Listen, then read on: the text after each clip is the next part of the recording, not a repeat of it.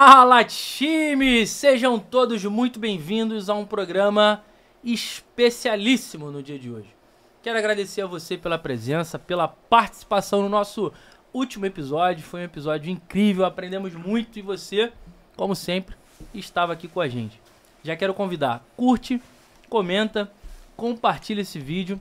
Vamos alavancar o conteúdo desse podcast, que é inteiramente gratuito e tem um objetivo muito claro e simples: transformação de pessoas, de processos, de negócios, fazer com que você saia da inércia, saia do ponto A e corra em direção ao ponto B. Então, nosso objetivo é esse, e você tem aí a possibilidade de nos apoiar e nos ajudar. Hoje eu estou aqui com um convidado muito especial, a gente já está aí um tempão trocando ideia. E hoje eu tenho a honra de ter esse cara aqui comigo. Seja muito bem-vindo, Crisóstomo Telésfero. É o nosso Cris. Exatamente, Cris. Marvin, para mim é assim, primeiramente é um orgulho, um prazer estar aqui contigo. Eu acho que assim, eu te admiro muito a sua trajetória profissional e principalmente eu acho que a gente dá match em muita coisa, né?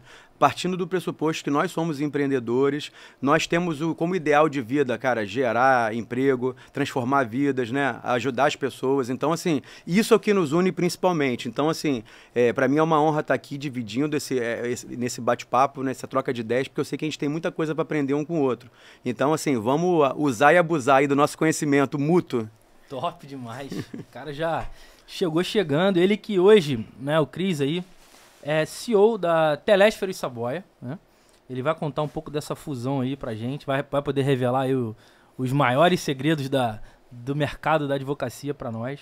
Tem 20 anos de auxílio jurídico a empresas e condomínios, então a gente vai poder aproveitar um pouco dessa tua experiência. Empresário do ramo da advocacia, tem uma experiência, sabe, há 11 anos você empreende, né? 11 anos empreendendo, é um cara grato a Deus, pai de 3 lindos e maravilhosos filhos, e hoje tem a oportunidade de estar aqui com ele. Meu irmão, mais uma vez obrigado. A gente vai com certeza poder compartilhar aí um pouco dessa nossa experiência. Para mim é uma honra ter um tubarão aqui nesse tanque com você. A gente está engateando ainda, né? O cara já tem 20 anos aí de experiência, mas graças a Deus a gente tem a chance de trocar essa ideia hoje aí frente a frente. Cara, eu já queria começar fazendo aí um pedido para você mostrar e contar um pouco pra gente dessa tua trajetória profissional, até pra galera conhecer um pouco mais quem é o Cris, como que começou, já nasceu de berço de ouro, com tudo na mão, tava fácil, como é que foi isso? Perfeito, irmão. Assim, estamos juntos demais. E você falou uma coisa agora muito interessante, né? Você ficou assim, até por uma brincadeira, mas isso é uma coisa até séria e profunda que você falou. Pô, tá aqui com um tubarão. E se eu tô aqui hoje, ô Marvin, é porque além de eu te admirar, eu também te enxergo como um tubarão. E eu acho que o tubarão anda com tubarão e sardinha anda com sardinha. Isso é uma coisa que a gente tem que entender e tem que estar muito claro pra gente. Então, assim, se hoje eu tô aqui, eu não tô aqui apenas para ficar me projetando, para me divulgando, eu sei que isso é importante, mas assim, realmente é importante para mim estar do lado de tubarões, porque assim, eu sei que a troca é muito grande. Sim. Tá? Então, assim, esse é o primeiro ponto que eu queria falar sobre isso, essa analogia que eu acho que eu queria bem expressa. Então, a admiração é muito mútua, tá? E vamos lá, o Crisóstomo, assim, para começar, eu queria dizer o seguinte: o Crisóstomo, ele é o marido da Raquel, uma pessoa que eu amo, uma companheira de vida, a gente já está 14 anos juntos. Legal. E ela me proporcionou 3 filhos maravilhosos. É o Antônio, que já vai fazer 9 anos agora, em novembro. Eu tenho a Ana Flor, que tem 2 anos e meio, e a Lua Clara, que acabou de fazer há pouquíssimo tempo 1 ano de idade. Essa é a minha família, por enquanto, não sei se teremos mais, mas assim, a princípio não teremos. Mas, se existe uma coisa que eu uso na minha vida é o seguinte: a minha pergunta diária que eu faço é para quem? Então, desde o momento que eu acordo, desde o momento que eu vou dormir, tomando banho, lendo um livro, no trânsito, trabalhando, estando aqui no podcast, eu sempre me pergunto, para quem que eu faço isso? E hoje eu posso te dizer que são por eles que eu faço tudo isso, e é para eles, inclusive, que eu tento ser a minha melhor versão todos os dias. Tá? Então, assim, esse é o primeiro ponto que eu acho importante. Eu sou uma pessoa que eu sou muito comprometida a ser uma pessoa hoje melhor do que ontem e amanhã melhor do que hoje. E se hoje eu tenho esse nível de crescimento, que a gente vai chegar lá para falar, não apenas profissional, mas pessoal também, eu acho que eles se entrecruzam muito, né, esse crescimento pessoal e profissional, muito por conta dessa base familiar que eu tenho, desse carinho e esse amor que eu sinto por eles diariamente. Então, tudo que eu faço é para eles, entendeu? E vamos lá, o Crisóstomo hoje, então, eu já tenho 20 anos de advocacia, eu vim de uma família que não é rica, pelo contrário, a minha família não tem ninguém com muito dinheiro. Eu fui a primeira pessoa, de fato, que foi empreendedora, né, dentro da família, isso inclusive até acaba ficando até meio que... eu sou meio que o diferente, assim, da família, né? E meu pai, assim, a vida inteira ele trabalhou como empregado para as pessoas, inclusive antes da morte dele, né, ele morreu com câncer, lutou durante 6 anos, ele já tinha confidenciado para mim que a maior frustração dele, enquanto empregado, é não ter o reconhecimento que ele achava que ele merecia, porque ele sempre se enxergou como um dono dos locais onde ele trabalhou, ele sempre atuou como se fosse um dono, mas que nunca houve um certo reconhecimento por eles. Então isso foi, inclusive, um motivo de muito amargor e de sabor da vida dele. E eu, analisando tudo isso, eu prometi e fiz uma grande, após refletir sobre isso, fiz uma promessa para mim de que eu não iria passar por essa mesma situação que ele passou, de um dia depender de pessoas, do reconhecimento, seja ele ou financeiro ou até mesmo, digamos, verbal, né? Das pessoas, e que, muito pelo contrário, eu queria correr atrás dos meus ideais de vida, dos meus propósitos de vida. E o meu propósito de vida hoje, que eu posso te garantir e te dizer sem sombra nenhuma de dúvida, é transformar vidas e servir as pessoas. E aí, quando eu falo isso, é muito além de apenas ter clientes e ajudar empresas, ou ajudar uma pessoa que, por exemplo, está com um câncer e precisa de uma internação, de uma cirurgia, de um tratamento ou de um medicamento, e o plano de saúde está negando. Mas também transformar a vida das pessoas que trabalham comigo, gerar a oportunidade de negócios, deles estarem ganhando dinheiro, deles estarem bem de vidas também e se sentirem reconhecidos. Então eu invisto muito nessa parte também de liderança e também trato com o pessoal. Então, assim, e transformar também todas as pessoas à minha volta, direta ou indiretamente. Isso inclui também a minha família, que eu gostaria de passar o que for de melhor e que não tem nada a ver com bem material, e sim coisas existenciais, né? Que é todo esse meu apetite, tudo isso que eu tenho dentro de mim, que é essa vontade de estar sempre servindo as pessoas. O dia que eu fizer qualquer tipo de coisa na minha vida profissional, que o objetivo final for dinheiro, eu prefiro parar e fazer outra coisa. Eu vou viver de renda, eu vou, cara, sei lá, mas eu não vou mais empreender. Então, basicamente, hoje, o meu ideal de ser empreendedor é para estar servindo pessoas e para estar fomentando a economia, para estar gerando oportunidades e poder, de uma certa forma, estar sempre ajudando alguém, tá? Direto ou indiretamente. Mas nem sempre foi assim, tá? Eu já tenho 20 anos já de advocacia, como eu falei, se eu tenho mais ou menos 11 de empreendedorismo, eu tive 9 trabalhando para pessoas. E qual foi, digamos assim, a virada de chave para eu poder falar o seguinte: agora eu estou pronto ou maturado para abrir o meu negócio? Porque desses 9 anos em que eu estive dentro de escritório de advocacia, foram mais ou menos, acho que foram 2 ou foram 3 no máximo. Eu sempre me doei ao máximo e sempre me enxerguei como praticamente... nunca me vi como apenas um colaborador. Então eu sempre vesti a camisa do dono.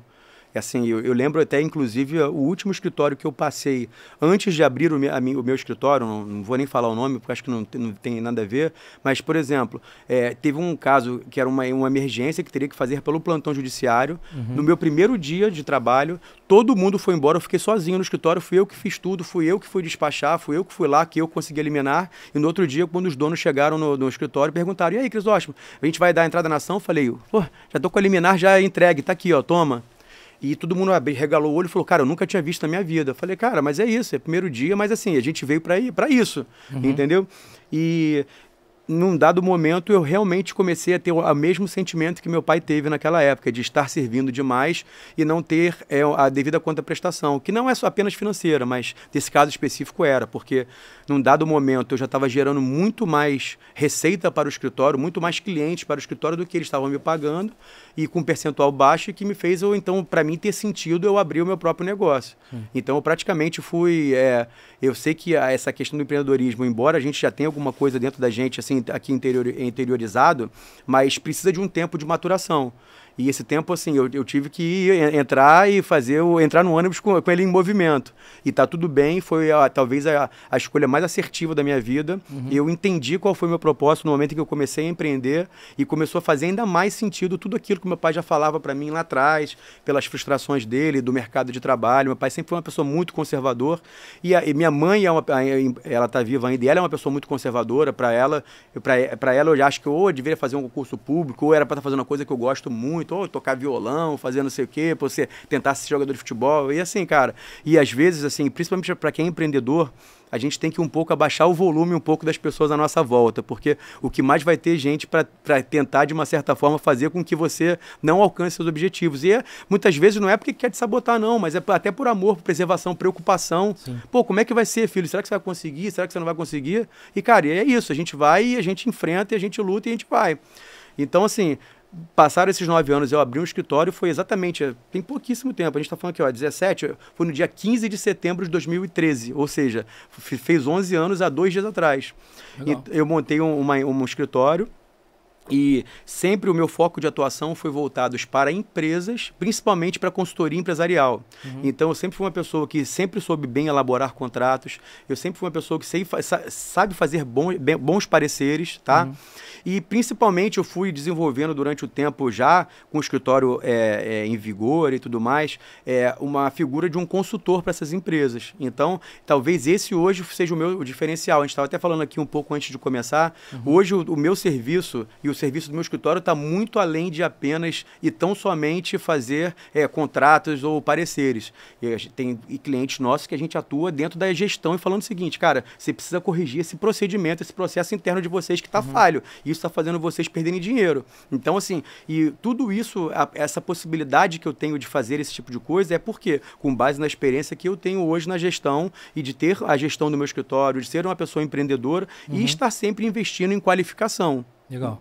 Tá? Tu falou muita coisa legal, assim, no aspecto de família, que é um tema que eu amo, né? Porque acredito que hoje talvez seja a área que a gente for falar de fé, onde o inimigo de Deus aí mais ataca, né?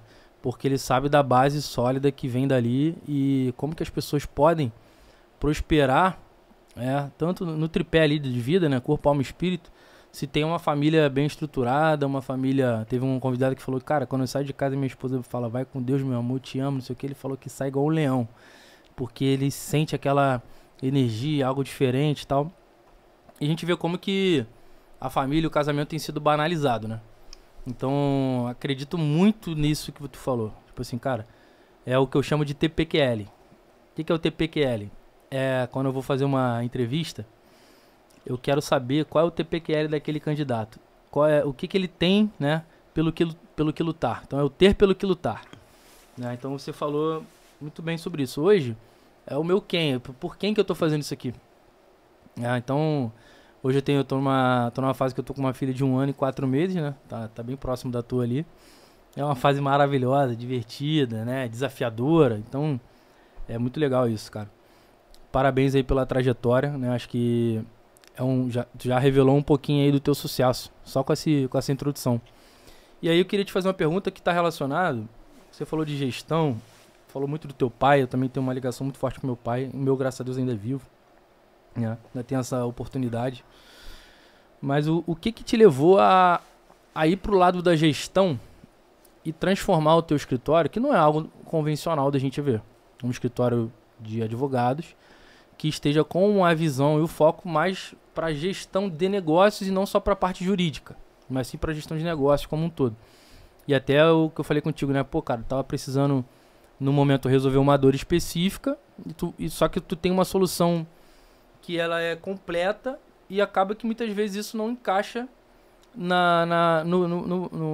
custo de algumas pequenas e médias empresas. Até como que você gerencia isso, né? Como que você chegou até aqui e como que você gerencia isso para caber hoje no orçamento dessas pequenas e médias empresas que a gente vai entrar um pouco mais. Tá, beleza. Tá. Primeiro ponto, assim, eu acho que assim, porque foram vários assuntos que você tocou nessa pergunta, mas o primeiro de todos eu acho assim, por que eu me acho assim menos convencional, tá? Isso é uma coisa que foi uma questão de você ver no mercado que hoje em dia, o mais comum, ainda mais quem é um profissional ligado a um órgão de classe, como, por exemplo, é um médico, como é um dentista, como que é um contador, como é, enfim, o advogado, o que ele faz na faculdade? Ele só aprende lá a teoria da coisa, é a lei, é fazer a petição, é isso. Ele não aprende sobre inteligência emocional, ele não entende sobre inteligência financeira, ele não entende nada sobre empreendedorismo, ele não sabe nada de vendas, ele não sabe nada de marketing jurídico, nada, nada, nada. Pelo contrário, inclusive ele tem o AB castrando ainda o advogado de fazer marketing. E é desafiador, tá? A gente faz Google, por exemplo, para você, pro teu nicho, muita regrinha, muito cuidado que você tem que ter, então se o cara não tiver realmente conhecimento, recomendo que ele pesquise uma empresa de marketing. O provimento, e tem que saber bem o provimento da OAB lá. Então, o que acontece? Vamos lá. Então, assim, eu sempre busquei ser um profissional diferente do mercado. 95% quase do mercado de advogados hoje só sabe fazer petição. E qual é a maior dor que eu via desses clientes que me procuravam? Crisóstomo, sabe como é que é advogado, né? Eu ligo, não me atende. Eu mando mensagem, responde 5 dias depois. Pô, eu mando e-mail, quando responde, sei lá, 30 dias. E aí eu comecei a entender que o advogado em si, ele estava de uma certa forma ficando estigmatizado, e não era só apenas e tão somente por uma questão de ser enrolado. Mas porque estava assoberbado de coisas para fazer e presos no operacional, fazendo a petição que ele foi ensinado a fazer após a faculdade. Sim. Então, assim, e aí eu comecei, então, tendo esse diagnóstico e esse olhar clínico sobre isso, a fazer, cara, eu preciso fazer coisas diferentes para me diferenciar do mercado. Eu não vou me limitar a ser igual a todo mundo, porque senão, e principalmente esses 95% do mercado que está hoje saturado e ganhando pouco e só fazendo a petição, está frustrado.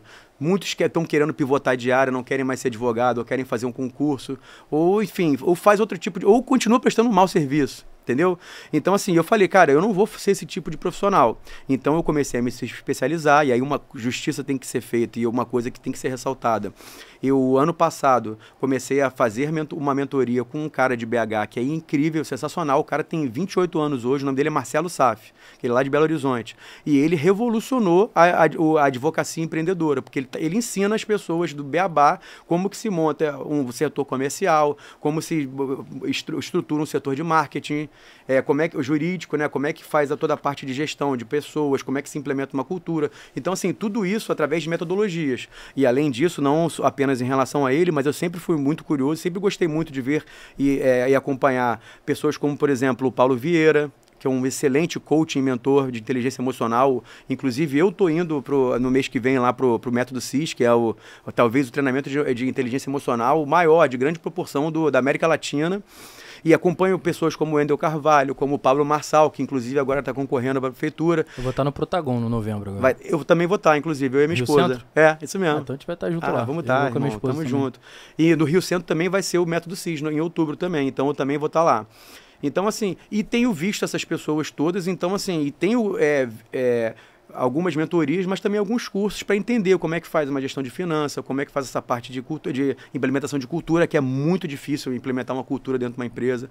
A gente estava conversando mais cedo, cara, pô, você está falando, eu tenho coisas aqui que só eu que tenho que fazer e tal, não sei o quê. Se você tivesse uma cultura bem definida ainda, se você já tivesse uma coisa já muito bem, assim, que todo mundo já tivesse essa visualização, pode ser que de repente você não estivesse precisando. Mas isso aqui é o quê? É uma construção que é feita. Eu também estou ainda construindo a minha cultura, porque a cultura, muitas das vezes, também ela é moldável. Assim como o nosso propósito lá na frente, às vezes a gente chega assim, né? Isso é muito fácil a gente visualizar.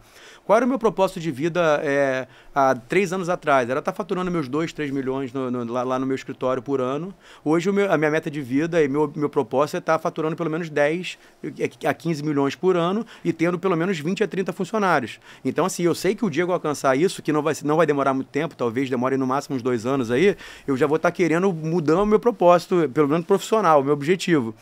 Mas tudo passa pela seguinte premissa: eu nunca visualizo só o fim e fico obstinado no fim. Eu curto toda a jornada. Eu acho que talvez hoje a maioria das pessoas estão tendo crises de ansiedade, estão com problemas gravíssimos envolvendo soft skills, que essa questão de inteligência emocional, porque vê resultado de outras pessoas e já quer achando que em 2 anos já vai estar lá e já pode e já tem prerrogativas e predicados para ser assim. E não é assim que funciona. Verdade. Atrás de grandes conquistas, tem, cara, sangue, suor, lágrima, tem, cara, abdicação de tempo com família, ainda mais eu com 3 filhos, entendeu? Então, assim, ninguém sabe qual é o tipo de renúncia que eu tenho que fazer para poder estar trabalhando, para poder estar implementando cultura, revendo meus processos internos, fazendo tudo aquilo que eu preciso fazer dentro da empresa e ainda tendo que trabalhar sobre outras frontes, porque eu também ajudo outros escritórios de amigos meus, de parceiros, entendeu? A implementar determinadas coisas lá que eu já implementei no meu escritório. Então, aí participar de podcasts, fazer viagens, congressos, participar de palestras. Então, assim, tem muita coisa que eu faço, que hoje em dia que eu faço de renúncia, que eu já cheguei para minha esposa e falei, amor, é por enquanto isso, entendeu? Pra gente, hoje a gente está dando um passo para trás para a gente poder dar 10 lá para frente. E tudo isso exige renúncia. E nem todo mundo está disponível e está disposto a pagar o preço de ter renúncia, de abrir mão de sentar e frequentar barzinho de cerveja, amizades que não acrescentam em nada na sua vida, entendeu? Poucas pessoas hoje em dia, no final de semana, sentam para, em vez de eu abrir aqui para assistir uma Netflix, eu vou botar palestras, que tem várias palestras no YouTube, ou eu vou assistir uma mentoria, ou vou ler um livro que vai me capacitar sobre treinamento de inteligência emocional. Tem vários do Paulo Vieira, por exemplo, O Poder da Ação. Não lê isso, entendeu? E mais do que isso, e por mais que leia, por mais que veja, eu sinto hoje na humanidade, de uma forma em geral, um grande problema sério, que é o problema do poder da execução. Poucas as pessoas... Hoje em dia, todo mundo tem base teórica, só que assim, a base teórica a gente pode, entre aspas, que é em cima de cortes da internet. Mas só vai até a página 2, porque tem um problema sério que é o quê? Que é o poder da ação e o poder da execução. E aí é por isso que muitas empresas de pequeno porte estão quebrando, porque justamente não conseguem executar as coisas que se tentam, digamos assim, visualizam como se fosse a coisa ideal para a empresa deles. Então, aí entrando na segunda parte da sua pergunta, que fala sobre como é que eu lido então com essas empresas, né, dessa dificuldade. Primeiro ponto, eu já perdi muito proposta boa, que eu achava que eu teria condições de ajudar a pessoa a crescer, inclusive em mais tempo. E a gente tem que entender também essa questão de quando que está a pessoa maturada para fazer isso. E aí, então, o que eu comecei a fazer? A visualizar. Cara, então eu vou criar módulos, tipo assim, pacotes de serviço. Pô, cara, você quer me ter por valor X, então você vai ter isso, isso e isso. Cara, para te implementar isso, isso e isso, eu vou ter que te acrescentar mais tanto. Isso aqui, a gente bota mais tanto. E aí a gente vai fazendo, tipo, um pacote mesmo desses serviços. Mas é importante ter a clareza, assim, algumas coisas, né? Existe uma coisa dentro do meio empresarial chamado ROI, tá? Retorno do investimento. Então, assim, tudo que for, digamos, que pode parecer custo no primeiro momento, mas que for um investimento que vai te trazer um retorno a médio prazo, vale a pena você, até se for o caso, criar um empréstimo de alavancagem, de repente, num banco, e você criar uma dívida para isso. Hoje, a maioria dos empresários de grande sucesso, não pensa eles que patrimônio milionários que não tem dívida. Esses caras têm dívida beça, principalmente no CNPJ da empresa. E está tudo bem. Hoje em dia, você, para ser empresário, você tem que saber administrar isso. Então, assim, você estar do lado de pessoas que te ajudam nisso, e eu ajudo isso também nos meus clientes, isso é uma coisa diferencial. E aí, assim, parte do pressuposto é a gente entender qual é o apetite do cliente. Já teve clientes que apareceram lá, que eu visualizei alguma coisa que a gente acabou não fechando, a gente entendeu que não era o momento da pessoa, e que a gente falou, cara, beleza, ou deixa crescer no momento dele, ou deixa o dia que despertar a volta e tudo mais. Assim, a gente não fecha a porta para ninguém, mas a gente, hoje, graças a Deus, a gente se situa dentro de um contexto assim, de empresarial, não apenas como escritório de advocacia, mas como um facilitador de negócios. E aí, entrando já mais profundamente sobre isso, hoje eu não possibilito só serviços jurídicos para os meus clientes. Tá?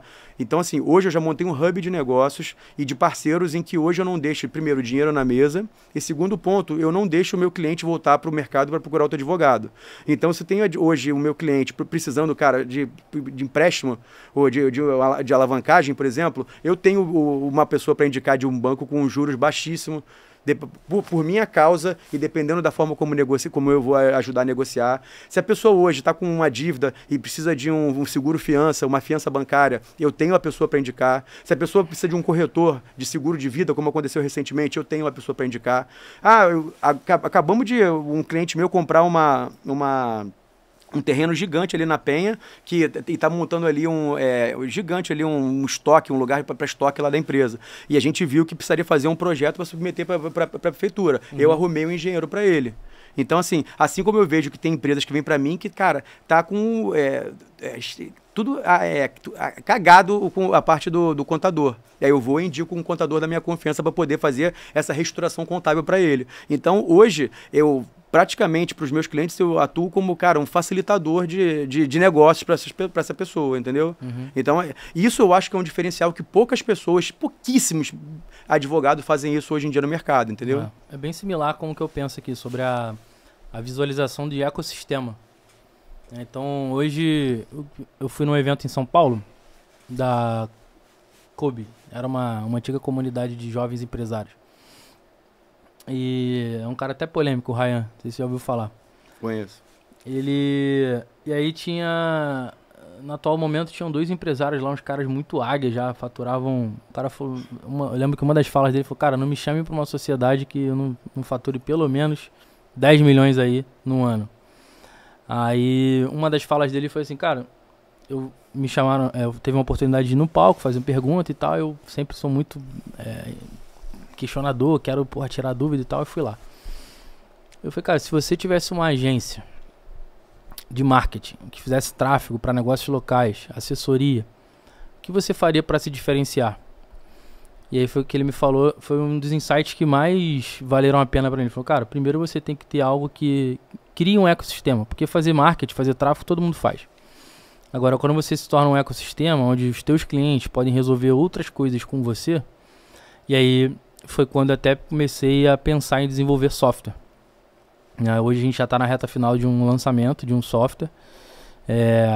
Acredito que vai ser um impacto muito grande para o nicho que a gente quer entregar. Ainda não posso falar muito porque está tem NDA, enfim, tem uma série de coisas.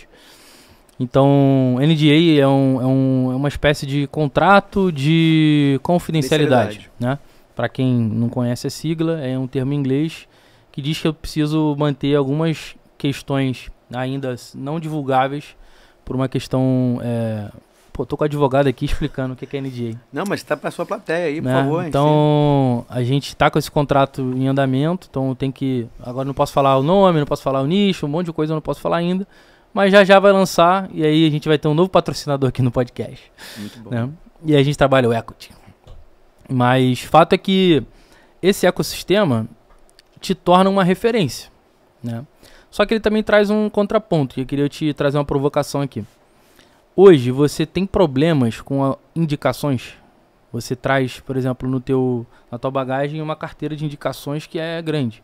Uhum. Em algum momento você virou assim a pessoa que você indicou e o cara falou, pô, esse cara só fez isso, só me atrapalhou, não me ajudou e tal. Você já passou por isso? Como que... Não, nunca passei, porque eu sempre escolhi a dedo as pessoas que eu iria indicar. Porque tem o meu jamegão, digamos assim, o meu selo de qualidade. Uhum. Então, assim, todos os meus parceiros hoje são realmente, assim, pessoas que viabilizam negócios, tá? Legal. E são pessoas sérias, já tem tempo no mercado. E uma coisa que é legal, que você está falando sobre ecossistema, né? E essa questão do hub de negócios. Por exemplo, no ano passado, eu fiz uma festa de final de ano para alguns principais clientes lá no meu escritório. E aconteceu uma coisa muito curiosa, que foi quando me startou essa questão de fazer o hub, de virar esse hub de negócios, que é o quê? Vamos lá. Eu tenho hoje como um cliente meu uma empresa que ela faz o quê?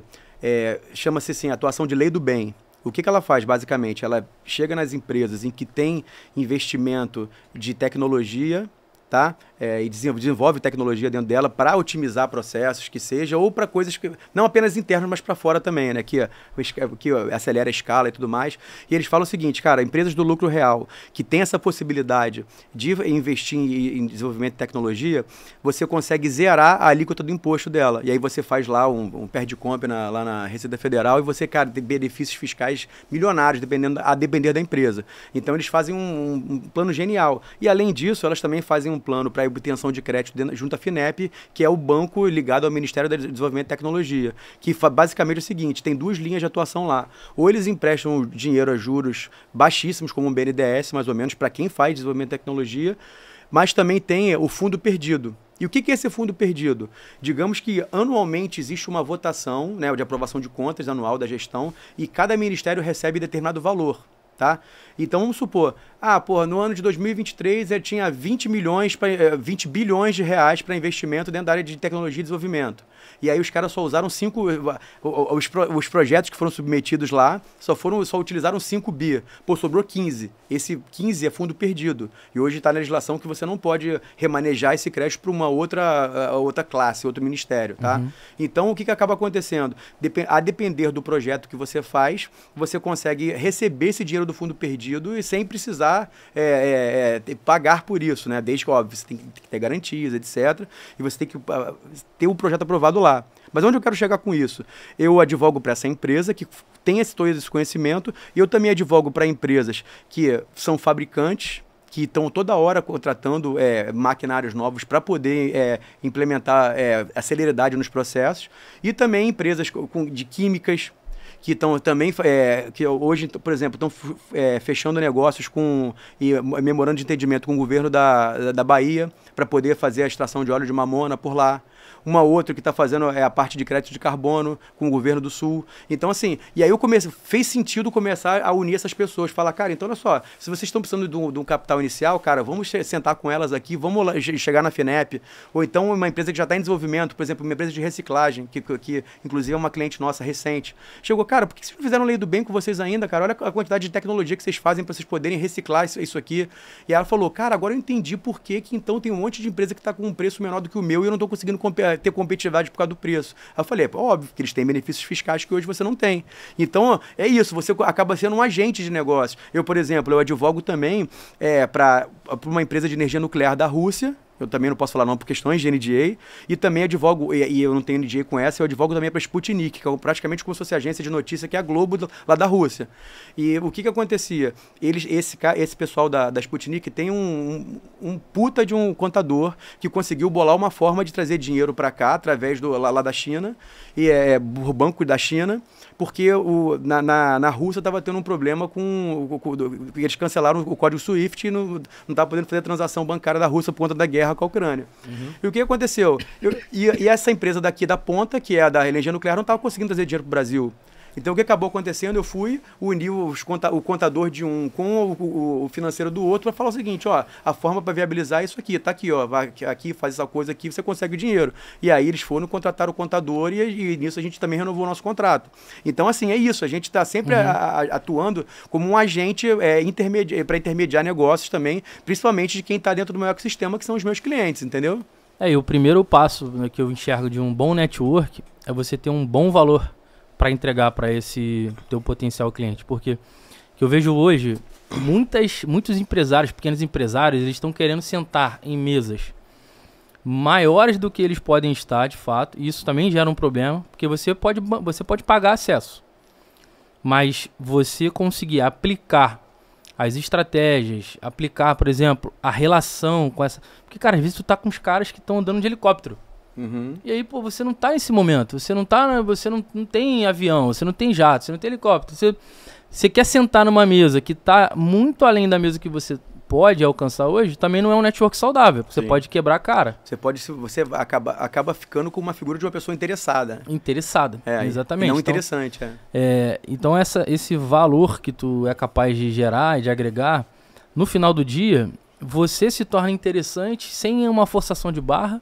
E, cara, tem muita gente que não entende isso, tá?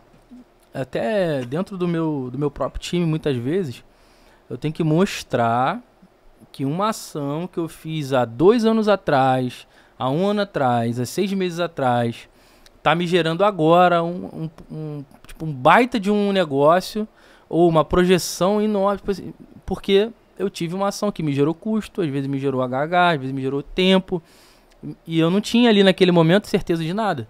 Mas eu tinha uma rota, um planejamento traçado que ia me fazer chegar num determinado momento com um poder de estratégia muito grande, né? Um poder de fechamento muito grande.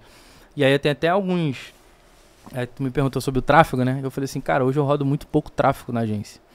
E aí tem alguns amigos meus que a gente tem grupo de network, né? Que fala sobre negócio e tal. Os caras, pô, tu não tá botando fé no tráfego? Eu falo, não é isso, cara.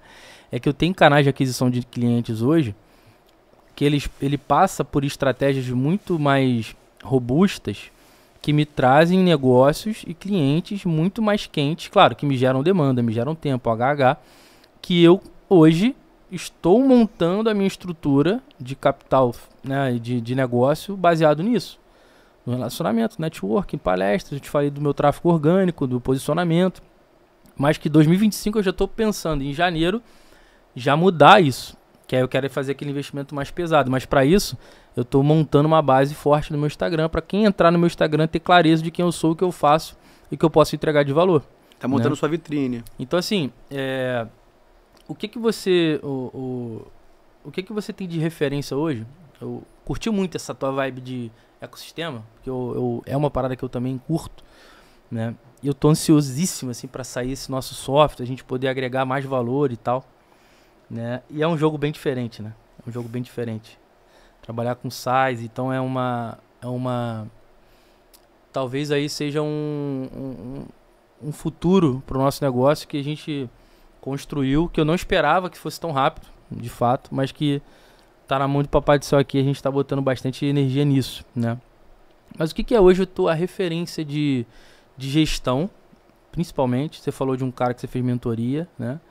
Mas eu queria um pouco mais, assim, de talvez livro, filme, alguma coisa que você tem, assim, pra deixar pra galera, né? Tu fala muito de financeiro, então tem um cara que faz um comercial bem, um financeiro também, então acho isso legal, né? Então tu tem algumas referências boas de gestão, imagino eu. E fala sobre isso, pra não... Não, assim, uma coisa que eu acho que, antes de eu começar a entrar nesse assunto, eu acho uma coisa bem legal que você falou, assim, e tem que estar claro isso, porque também a gente também não pode entrar nessa vala comum de falar o seguinte, só o tráfego pago é que presta, que serve hoje em dia, que não faz tráfego pago tá morrendo. Isso não existe. A gente tem que entender que tráfego pago, que na verdade é o marketing digital, ele é uma ferramenta de aquisição de clientes. Existem várias outras formas de você conseguir clientes, que não necessariamente precisa vir para o tráfego pago.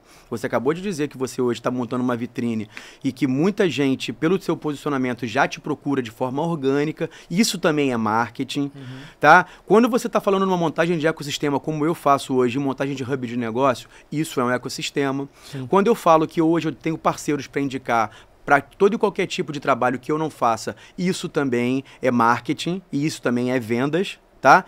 E principalmente porque, cara, e pensa bem, eu como advogado, o advogado ele é que nem um médico. Você não pode chegar no médico que, com dor de cabeça e ir para um gastro. E você está com dor de dente, você não vai procurar um neurologista, você procura um dentista. Então, assim, muitos advogados, eles têm a sua especificidade.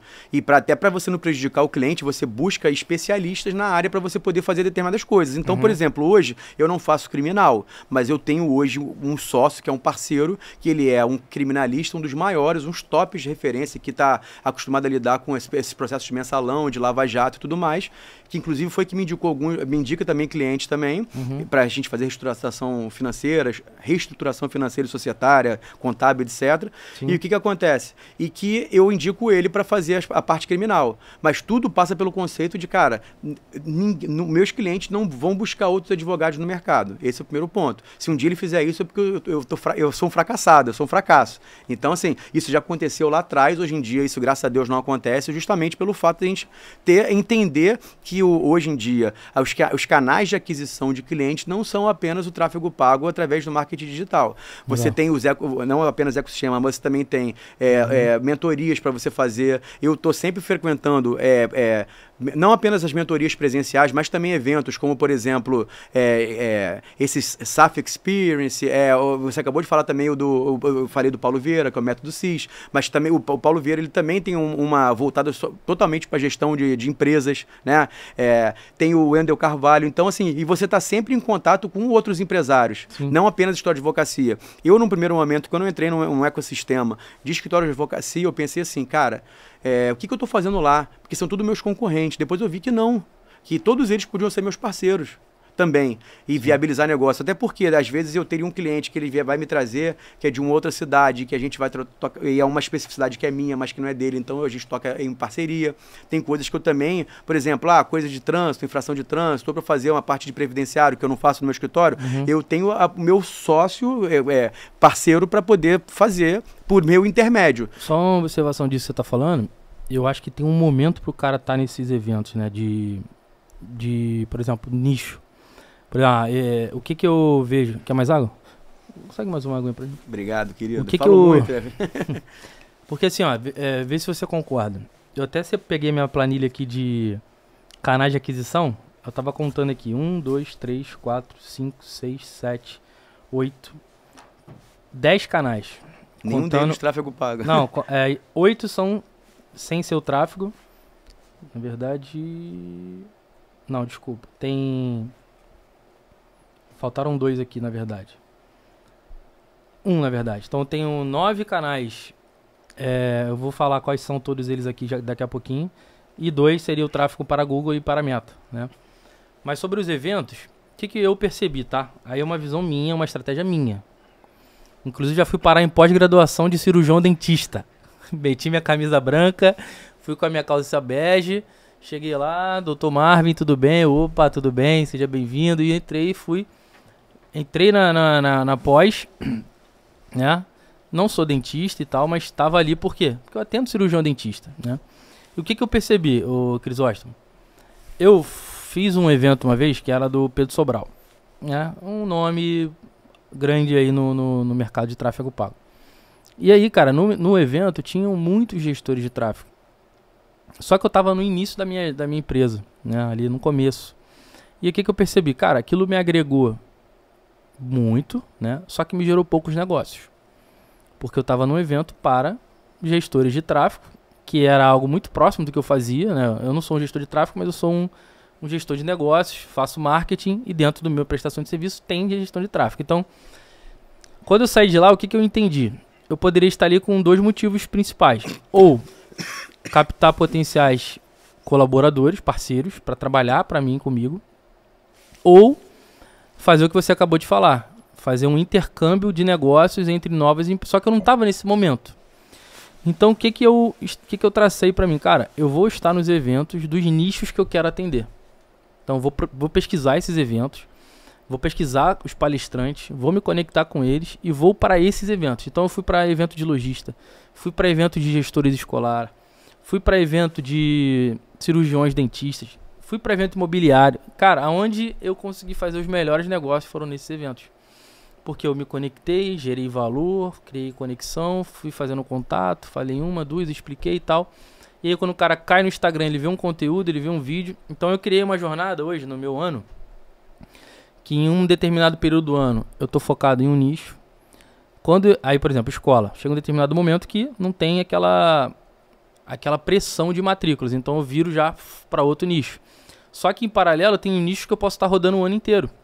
E quando eu falo rodando não é tráfego só. É, por exemplo, indicações. Eu faço um projeto de indicações que eu chamo o cliente no 1 para 1. Peço um feedback estruturado do meu time. E no final eu falo, cara, já que você está gostando tanto do trabalho, imagina se a gente pudesse fazer o mesmo por um amigo próximo seu, por um empreendedor que você conhece. Você teria 3 nomes para eu entrar em contato e tal.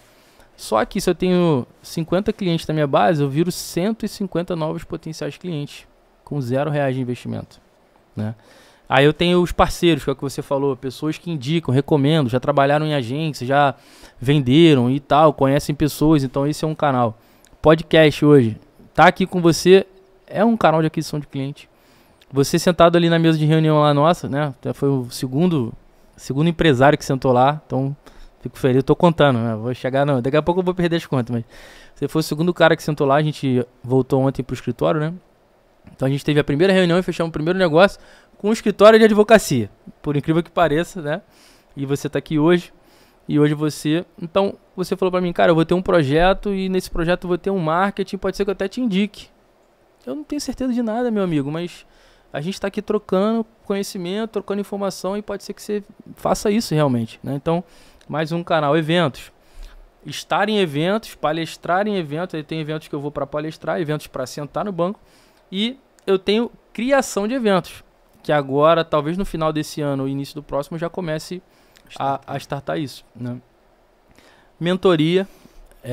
A gente estava conversando sobre isso, a gente começou ali engateando com um ticket mais baixo. Hoje a gente já está com cases interessantíssimos, já dá para começar a trabalhar um ticket maior. E aí eu começo a forçar menos o meu time, trago uma responsabilidade maior para mim, daqui a pouco eu posso replicar isso para uma outra pessoa, me ajudar. Então é mais um canal. E o Outbound hoje? Outbound é um canal que eu não... Cara, assim, eu me arrependo de não ter feito isso desde o dia 0 da empresa. Me arrependo assim, entre aspas, né? Porque me arrependo de pouquíssimas coisas, mas essa é uma que eu Se eu estivesse fazendo antes, hoje talvez eu teria novos canais, mas acredito também que foi no momento certo. Não sei se tu faz lá, mas hoje você ter um script bem desenhado, uma estratégia bem definida de follow-up, um fluxo de cadência bem definido, uma reunião de diagnóstico bem realizada, onde você entrega valor e deixa aquele gostinho de quero mais. Cara, é muito difícil não fechar. Só que tem uma progressão de trabalho que é forte. A minha menina hoje faz 100 ligações por dia para agendar 3 reuniões, 4 reuniões. Então, hoje eu tenho quase 20 reuniões na semana. Então, eu sou só um, por enquanto. Então, você imagina 3 pessoas fazendo isso. Você imagina 20, 40, 60 reuniões na semana. São 6 contratos por semana, que hoje é mais ou menos a minha meta do mês. É uma meta bem singela. Então, um canal fortíssimo e eu estou desenvolvendo o Vendas B2B. Eu vou estar agora dando um treinamento para um cliente que está montando uma operação B2B. Ele tem um produto inovador e quer vender para a empresa. Ele falou, vamos fazer tráfego pago e tal. Eu falei, calma, amigão, é B2B? Vamos fazer o método, vamos implementar, vamos botar as meninas para ligar, vamos montar script, medir a ligação, ouvir. E tem todo um trabalho, né? Aí vem o Instagram, cara. Tem gente que ainda não acredita no Instagram, né? Tem gente que ainda não acredita. Eu vejo lá que você, de uns tempos pra cá, começou a fazer live, começou a gravar conteúdo, postar, está bem legal, né? E aí depois vem antes de tráfego pago, tem um SEO do Google Meu Negócio. Sim. Te falei que a gente fechou esse cliente ontem, tá? A gente tá em vias de assinatura de contrato. Cara, veio pelo Google Meu Negócio. Eu gastei 0 em tráfego. Busca orgânica. O cara entrou.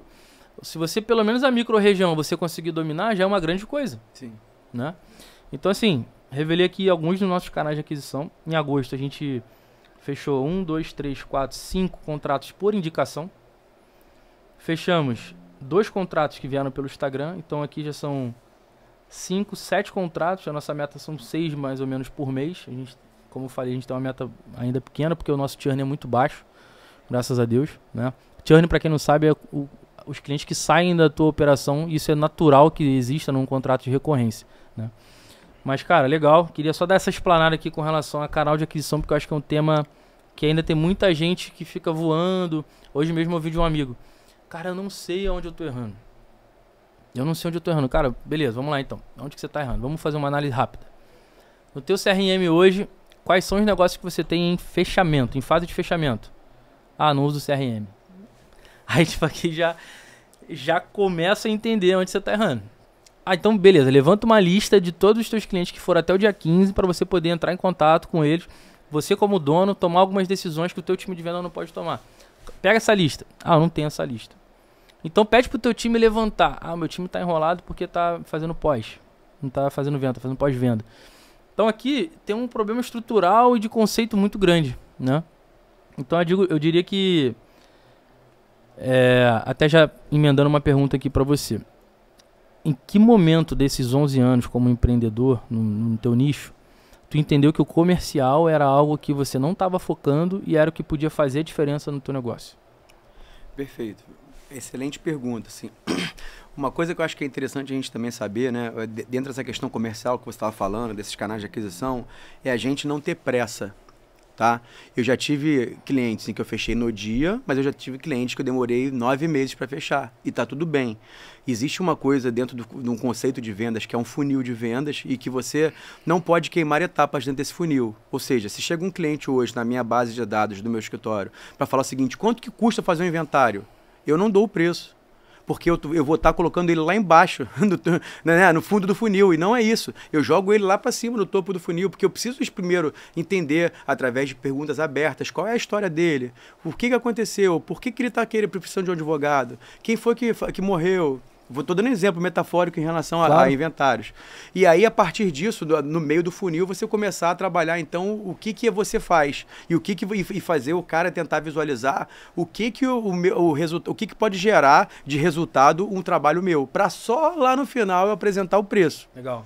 Então, assim, ter essa consciência, pouquíssimos advogados hoje em dia têm, porque não trabalham e não estudam sobre vendas, né?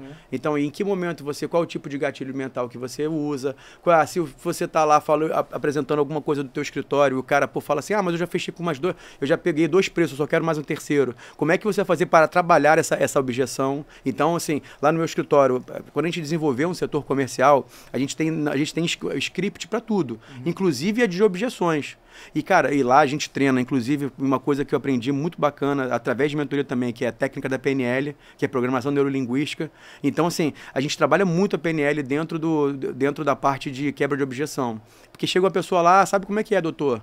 Você sabe que advogado é muito careiro, né? Aí a gente chega lá, não, mas baseado em que você está dizendo que é careiro? Você pode me relatar um exemplo do que você tenha passado? Então, assim, o nome disso é o quê? Perguntas de metamodelo. Isso tudo é estudável dentro da PNL. Então, tudo isso para quê? Para que a gente faça a pessoa falar mais, né? E a gente sabe que o ser humano, de uma forma geral, ele é uma pessoa muito carente de ser ouvida. Então, quando você atende uma pessoa que vem, de repente, porque a gente está falando do chat guru aqui, né? Que procura a gente pelo tráfego pago e pergunta, quero um advogado para tal coisa. E você já começa falando o seguinte, olá, tudo bem? Seja bem-vindo e tal. Você pode me explicar o que está acontecendo? Se quiser, mande áudio.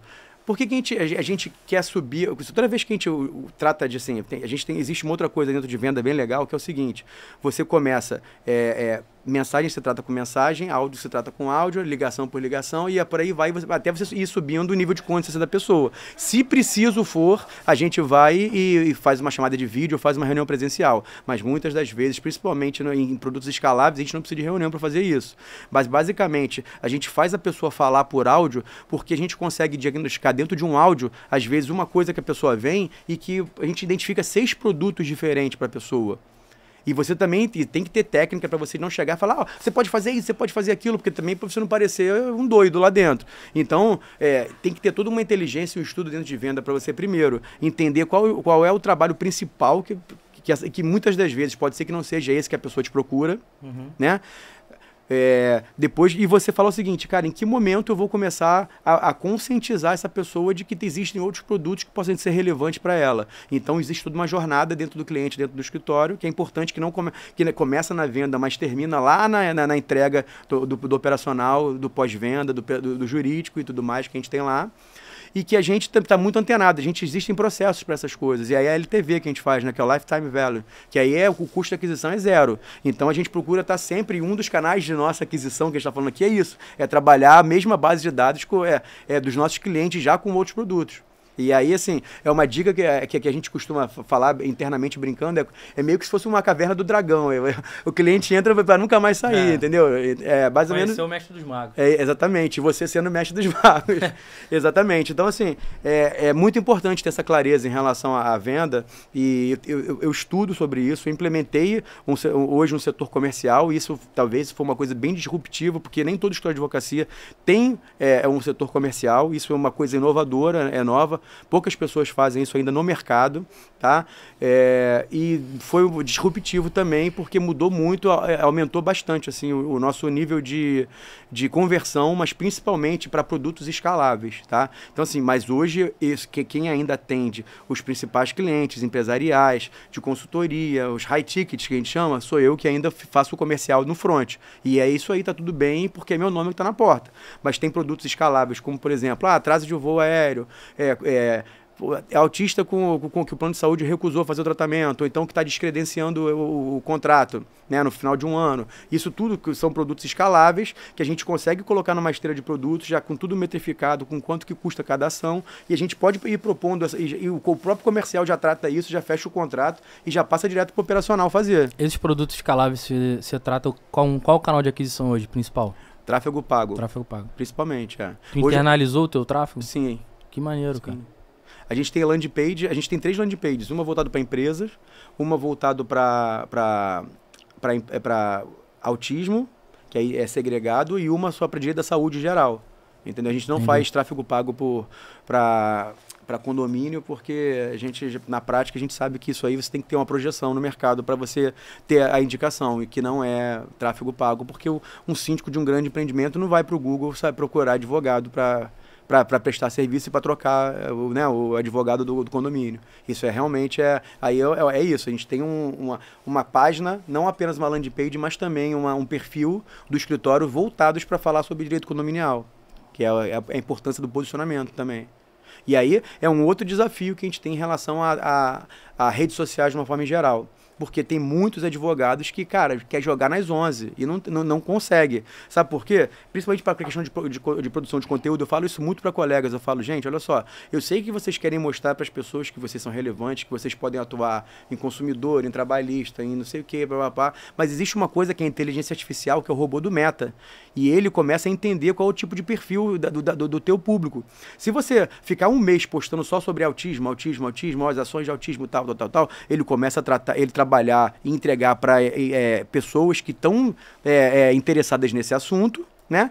Se em um determinado momento, no 31º dia ou no dia 1 do mês seguinte, você começar a falar sobre atraso de voo, cara, primeiro, você vai confundir o robô do Meta. Então, é por isso que é preciso ter foco e posicionamento. Você tem que ter uma prateleira bem definida do que você é. Qual é a tua persona nas redes sociais. Tanto é que na minha rede social, é desassociado o direito da saúde e do direito empresarial. Justamente para não confundir os públicos e o robô do Meta para trabalhar a inteligência artificial de forma inteligente a meu favor. Então, assim, normalmente o advogado que hoje está indo para a rede social para gravar videozinho lá, para falar sobre o consumidor, aí no outro dia está postando sobre trabalho, aí no outro dia está postando sobre o crime cibernético, no outro dia está falando sobre direito médico e tal. Cara, esse cara vai estar se afundando e não está performando, porque não está usando a rede social a seu favor. Porque aí é uma questão de inteligência disso, né? Você tentar entender como é que funciona a parte do... Né? E eu não estou falando de tráfego pago, não. Eu estou falando de você usar a rede social a teu favor. Não, é orgânico. Se for para orgânico, orgânico. E entender a sua persona. Os advogados não sabem. Qual é a tua persona? É homem? É mulher? Qual a idade dele? Onde que ele mora? Quais são os usos, os costumes dele? Onde que ele frequenta? Qual é o carro que ele tem? Ele é frequentador de clube, de academia? Ele viaja quantas vezes por ano? Cara, isso pro processo de venda é muito importante. Porque se você não sabe qual é a tua persona, você, cara, tira para todos os lados e não mira em ninguém. Então, e os advogados, de uma forma em geral, não tem muito essa visão. Excelente. Caraca, o tempo passa rapidinho, mano. Papo tá bom, cara. Falando um pouco mais do teu nicho, de pequenas e médias empresas ali, qual que tu acredita ser hoje os principais problemas jurídicos que essa galera tá enfrentando aí? Excelente pergunta. Digamos assim, eu acho que a principal objeção de quem é pequeno e médio empresário, né, de uma forma em geral, é querer fazer a coisa de forma intuitiva, sem apoio de advogado, faz as coisas de forma assodada muitas vezes e por via das regras, e por via das consequências disso, acaba tendo um grande gargalo financeiro na gestão, porque aumenta o passivo trabalhista, porque às vezes não sabe lidar muito bem como que vai fazer com determinados funcionários, como é que vai tratar, qual é o regime de contratação, eu posso botar ele no final de semana, não posso? Como é que eu posso demitir ele? Ou se não posso demitir, o tributo, será que eu estou no enquadramento certo? Será que eu estou... Beleza, eu estou no simples, mas e aí? Eu estou quase estourando o teto do simples, ou então eu estou com um percentual muito alto de uma alíquota alta de imposto. Como é que eu posso fazer para diminuir essa alíquota de imposto? Então, assim, normalmente um cara que quer crescer com sustentabilidade, ele precisa olhar o advogado como um investimento, não como um custo. E tudo isso passa pelo conceito do ROI que eu acabei de falar. Então, se hoje, para mim, a maior dificuldade hoje de um empresário é não saber fazer a coisa fora do convencional. Uhum. Porque o convencional, o que leva o microempresário a fazer? Cara, vamos dar um exemplo para você. O cara que é varejista e abre loja de shopping como fosse um cara de marca aí que ele tem lá ou é licenciamento, é uma franquia. Esse cara tá fadado a morrer. Sabe por quê? Carga tributária altíssima. O shopping chega lá, entuba um contrato com valor altíssimo de aluguel. Aí um cara desse, ele acaba pegando um empréstimo bancário para fazer uma alavancagem ou para fazer, de repente, a obra que quem exige é o franqueador. E aí acaba no fluxo dele não conseguindo pagar o empréstimo, ele começa a renegociar e começa a aumentar juros sobre juros. E tudo isso, por quê? Porque ele vai, cara, onde a maré tá levando. E esquece, aí daqui a pouco o cara não performa, começa a ficar... e não tem inteligência emocional, começa a destratar os funcionários porque não estão vendendo direito. E aí os funcionários pedem para sair, entram com uma ação contra o cara. Então, assim, existem várias muitas coisas que são quase que com um efeito dominó, que acontecem assim muito no pequeno empresário. É só você ver que você vai num shopping qualquer. Eu vou dar um exemplo para você, Botafogo para shopping. Cara, você vai no Botafogo para shopping, quando eu ia, pelo menos que eu morava em Botafogo, cada vez que eu ia no Botafogo para shopping era loja diferente. Eu olhava assim, ué, cadê aqui? Tinha uma loja tal, não tá mais aqui. E a loja aqui tá aqui. Eu frequentava bastante lá. E isso é ruim demais para a imagem.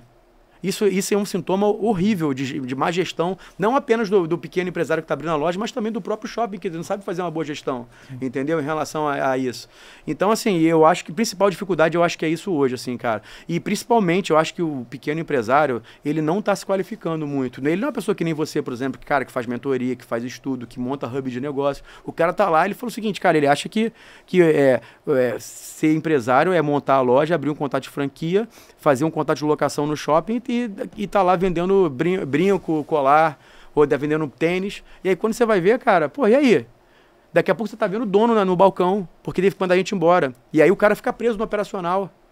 Aí você fala, cara, o que você tá fazendo para você expandir teu negócio? Ou criar uma outra loja? Ou fazer uma ampliação daqui? Ou o que você pode fazer para você tornar isso escalável? O cara tá lá vendendo a joia dele no balcão. Ele não vai conseguir pensar a estratégia do negócio dele. Então, assim, eu acho que o principal é isso. Eu acho que a maior dificuldade do empresário hoje, além dessa questão toda envolvendo a parte jurídica que eu acabei de falar, é a questão de que muitos desses caras estão afogados e presos na parte operacional da empresa, enquanto deveriam estar lá no estratégico ou minimamente no tático, controlando o que está sendo feito, montando todos os processos internos, todos os fluxos de trabalho, como é que se atende um cliente, como é que vai dar desconto, pode dar desconto, não pode, como que faz, quais são os canais de aquisição do cliente. Pô, você vai fazer de repente pegar lá e preencher uma ficha para depois entrar em contato para você oferecer um produto, ou você tem a condição de repente fazer a online a venda, ou fazer a entrega na casa da pessoa para a pessoa não precisar ir no shopping. Assim, não pensa na estratégia do negócio, porque tá lá dentro do balcão, entendeu? Se bobear é o cara que tá fechando a loja e fazendo a faxina antes de ir embora. Caraca, bicho, é verdade. E deixa eu te fazer outra pergunta. Essa talvez seja difícil, tá, de tu responder, mas é uma pergunta que talvez, num potencial corte nosso aqui, ajude muitos empresários. Por quê? Em que momento, Cris, o empresário, em que faturamento o cara tem que pensar de forma preventiva pro lado jurídico? Com que faturamento assim, mínimo ali? Tá. Aí eu sei que pode ter uma série de variações de nicho e tudo mais, mas porra, o cara começou a faturar 50 mil mês, já tem um risco, já tem que pensar preventivamente, ou não, cara, no início já é legal. O que tu conseguiria trabalhar pro lado preventivo?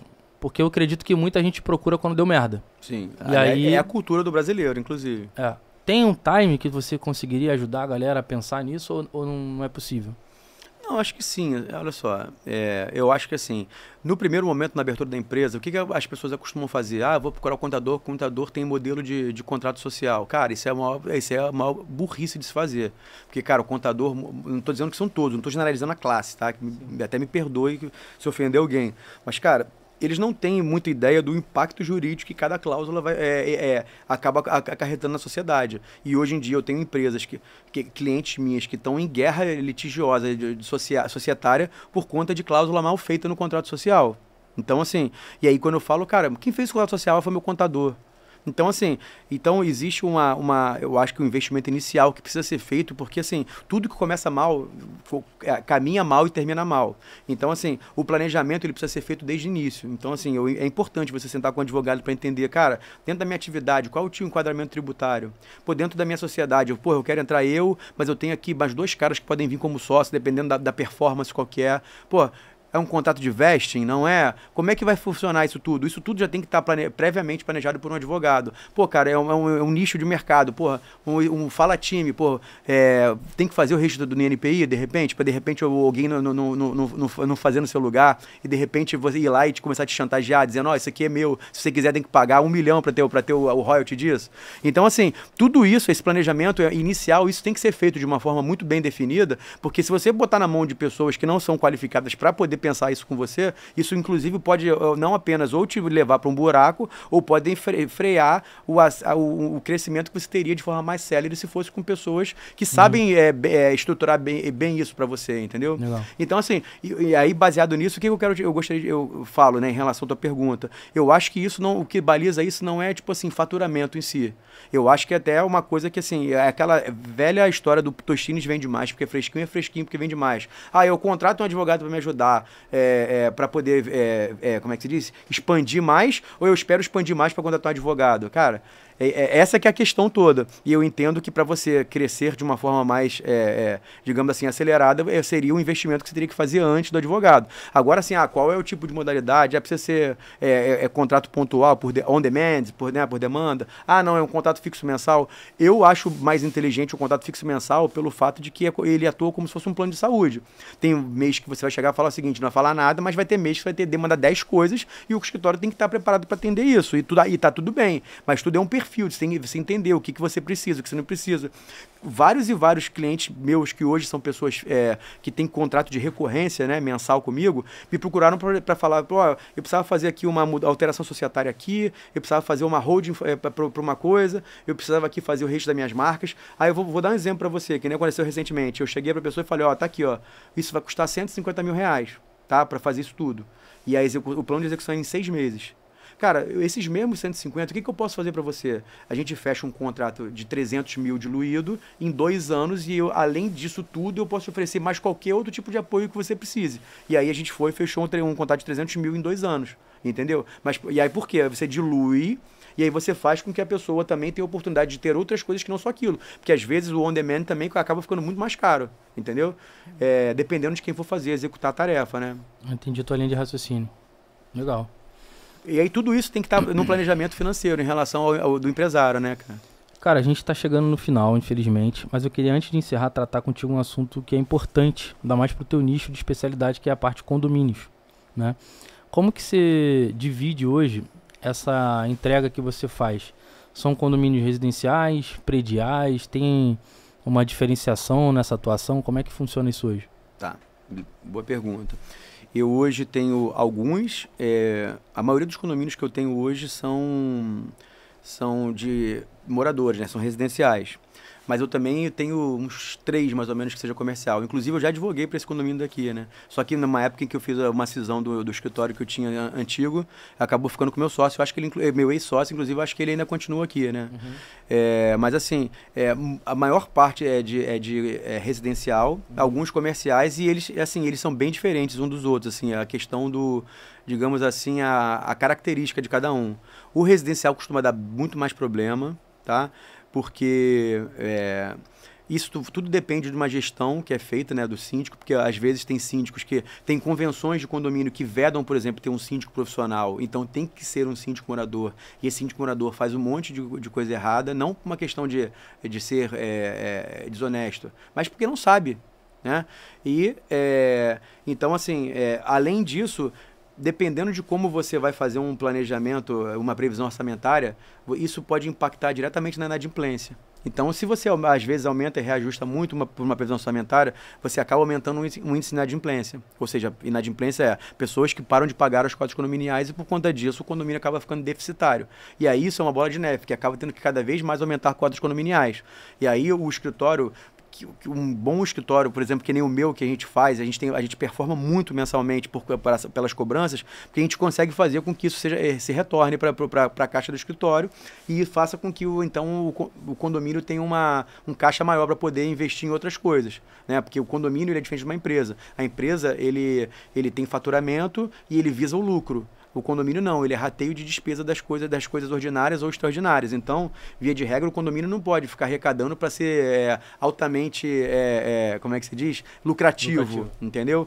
Então, assim, e é preciso ter muito bem definido, por exemplo, os contratos, como é que eles estão? Quais são os índices de reajuste? Como é que é feito o trabalho, a execução dos trabalhos? Então, assim, o que pode dar de errado nesse contrato ou durante a execução desse serviço, desse contrato, que possa impactar, de uma certa forma, na conta do condomínio? Uhum. Existem formas de você poder, então, rescindir se tiver uma falha na prestação de serviço. Então, tudo isso, o preventivo ele é importantíssimo para essa parte condominial por conta disso. E que mais que eu posso falar também de desafios, né? O meu escritório, por exemplo, faz uma coisa que poucos escritórios também se dignam a fazer do condominial, que é eu que presido as assembleias. A última vez que eu fiz uma assembleia em que eu não era o presidente, eu saí 3 horas da manhã do local. E com casa e cadeira voando. É uma estratégia que você utiliza. Então assim, eu uso isso como um over-delivery. Isso, inclusive, não está no contrato, mas eu também não cobro a mais por conta disso. Eu vi você postando no teu Instagram esses dias. Sim. Você na mesa, presidindo e tal, eu fiquei até na dúvida. Sim. Então é uma estratégia que você usa para poder ter uma reunião melhor, com mais qualidade, conduzida, com mais fluidez, para ter mais ordem. Entendi. Então isso é importante, entendeu? Então ter. E também poucos escritórios também fazem isso, entendeu? Legal. Eu já tive, cara, condomínios que eu vi, por exemplo, onde que eu morava antigamente, que estavam querendo lá, a oposição estava fazendo um barulho para tirar o síndico e tal. E aí uma das coisas que fizeram para tentar desarticular ele era tentar reprovar as contas dele. E aí eu vi o advogado do condomínio levantar assim e falar o seguinte: gente, olha só, ordem aqui e tal. Se vocês quiserem reprovar a conta, isso aqui é uma coisa democrática. Vocês podem, se quiser, reprovar as contas, mas não voto e tal, não sei o quê. Só que quando eu fui olhar a prestação de conta do cara, estava até menor do que a previsão orçamentária. Eu falei, cara, como é que um advogado que não preside, mas que é o auxiliar da sessão, levanta e diz que se quiser pode reprovar a conta se tem, se o condomínio tinha uma previsão orçamentária de, sei lá, 5 milhões e o cara gastou 4, gastou até menos. Não faz o menor sentido, entendeu? Então, assim, tudo isso é importante você não ter... Não precisa nem de inimigo, né? Não precisa nem de inimigo, exatamente. Então, assim, é importante ter essa inteligência de você entender o todo, de como que funciona um condomínio, como que é feita a arrecadação, onde são os principais gargalos, qual é o efeito de ter uma inadimplência alta, como que faz para presidir uma assembleia. Tudo isso é importante para você conseguir ajudar o condomínio. Graças a Deus, os condomínios que eu advogo, a inadimplência é baixa graças a esse tipo de atuação que a gente faz. E aí, a característica que tem de diferente, né, da parte do condomínio empresarial e do que é comercial para o residencial é que a inadimplência do comercial costuma ser menor. Porque quem está lá trabalhando e é o sustento da pessoa, a pessoa quer deixar em dia lá. Então, assim, normalmente os lugares que eu tenho de comercial, a inadimplência é baixa. Mas os de casa são altos, muitas das vezes porque a pessoa mora no exterior ou aluga um apartamento e tal, e acaba tomando um cano lá do inquilino. Entendeu? Acontece muito também com, por exemplo, o cara deixar no quinto andar, vamos supor, um exemplo desse.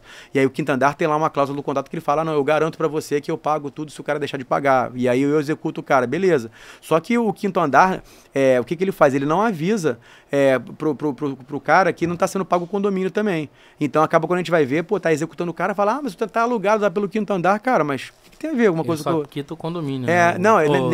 Só quita o aluguel, exatamente. Então, quando deveria também estar quitando o condomínio, né? Entendi. Então, assim, é um desafio, tá? Porque nem todo mundo sabe atuar como condominial. Tem muito escritório de advocacia hoje que eu estou vendo que está, digamos assim, se prostituindo para entrar nesse mercado, cobrando às vezes metade do valor do que eu cobraria para um condomínio. Eu já tive, inclusive, cara, condomínios que eu já com um contrato assinado, porque o síndico era parceiro meu, mas eu rasguei o contrato e falei, cara, não vou executar, mesmo com o contrato assinado, porque, beleza, a Assembleia é soberana. Mas assim, ele já tinha votado uma previsão orçamentária para o meu valor e aos 45 do segundo tempo chegou lá um conselheiro, aqui eu achei um cara que pela metade do preço, contrataram um cara.